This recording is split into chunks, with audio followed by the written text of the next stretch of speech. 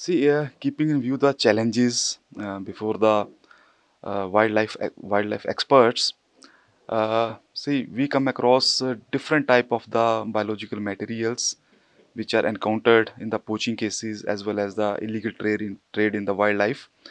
So most of the samples either they are degraded, very old, and they may be processed, particularly in the trade.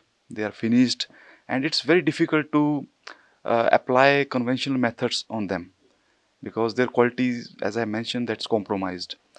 So, in order to identify the species, means to which animal species they belong or which plant species they belong, the the technology should be sensitive enough. It should be reliable so that it can withstand the legal scrutiny in the court of law. So the things are moving very quickly. So right now, that gold standard with us for the species identification from these wildlife materials is the DNA, and of course DNA is doing quite well across the globe and it has withstood the legal scrutiny, but it has certain inherent issues related to it, like it consumes the sample during analysis. So sometimes if someone wants to challenge the forensic report later on during that trial, then you need to have the sample. But if sample is consumed completely, then you are not left with something. And second issue with the DNA analysis is that it uses heavy chemicals. Lots of chemicals are there and cost is too much.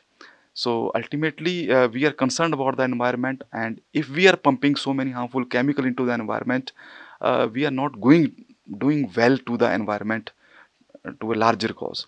So keeping that thing in mind, my team, my research team at Punjab University Patiala, in collaboration with Wildlife Institute of India Dehradun, with my friend Dr. C.P. Sharma, and in collaboration another institute is there down south here and Chennai, that is the Advanced Institute of Wildlife Conservation.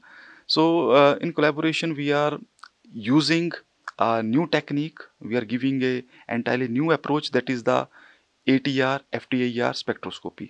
So, advantage with this technique is that it doesn't consume the sample during analysis, and it is very quick.